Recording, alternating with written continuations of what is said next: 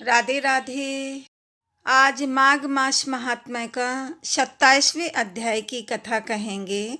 आप लोग भी सुनिएगा।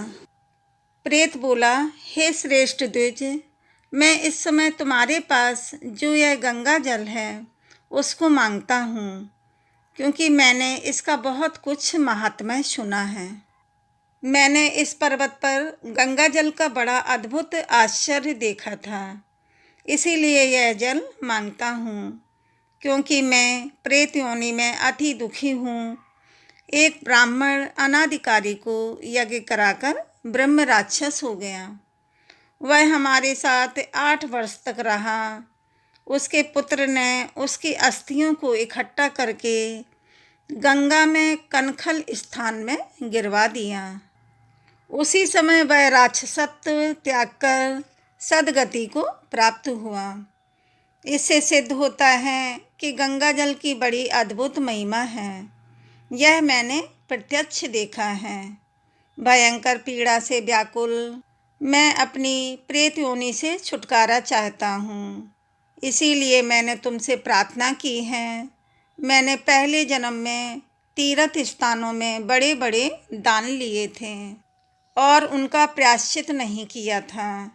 इसी से मैं हजारों वर्ष तक इस प्रेत योनि में, जिसमें अन्न और जल का मिलना अति दुर्लभ है, दुख पा रहा हूँ। मैं इस योनि में मुझको हजारों वर्ष बीत गए। इस समय आप जल देकर मेरे प्राणों को, जो कंठ तक आ गए हैं, बचाओ मेरे को और मुझे बचा लो।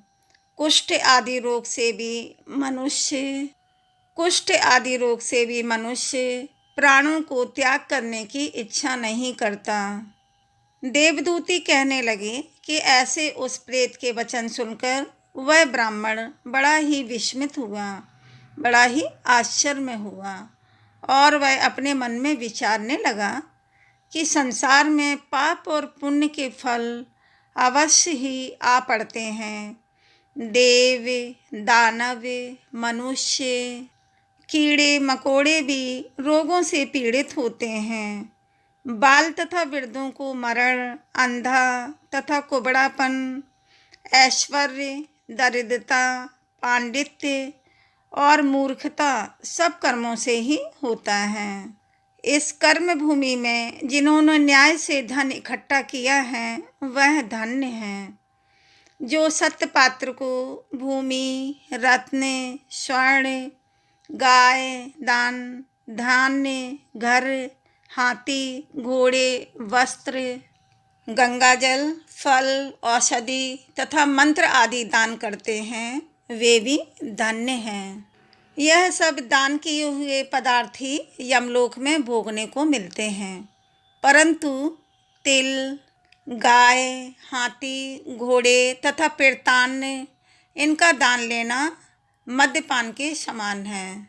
सुंदर घर, पलंग, गाय, अन्न, भूषण, पुत्र दासी, सुंदर घर, पलंग, गौ, अन्न, भूषण, पुत्र, दासी और योग्यता, आयु, सौभाग्य, विद्या तथा निपुणता, यह सब मनुष्यों को दान से प्राप्त होते हैं।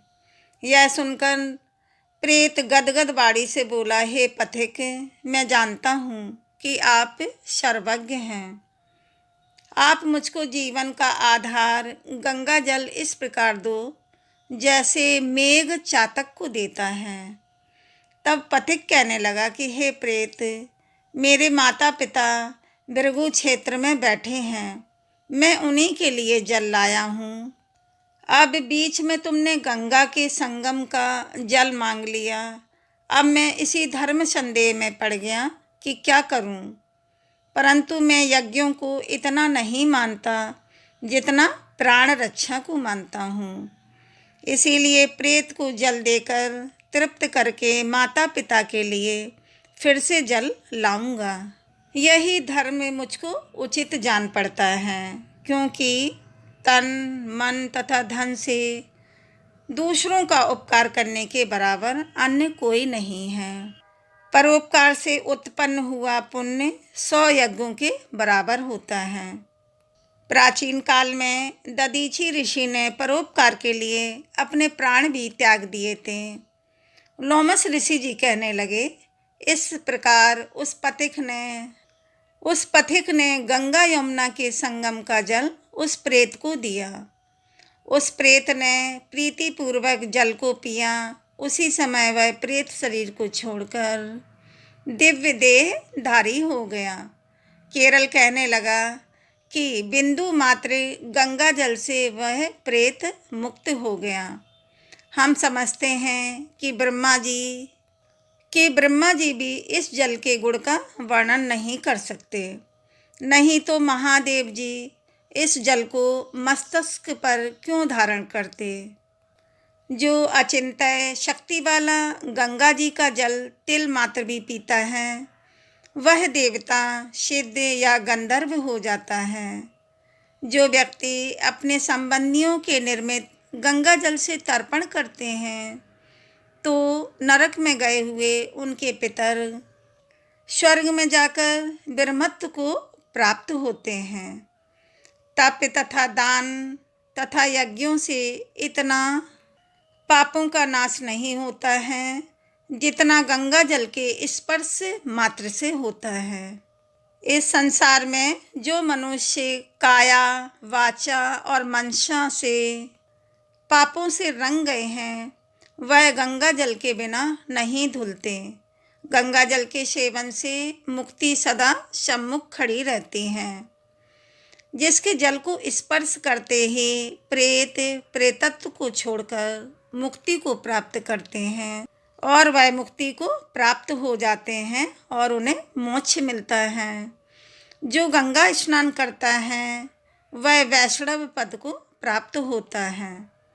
उससे मुक्तिदाता अन्य कोई उपाय नहीं है।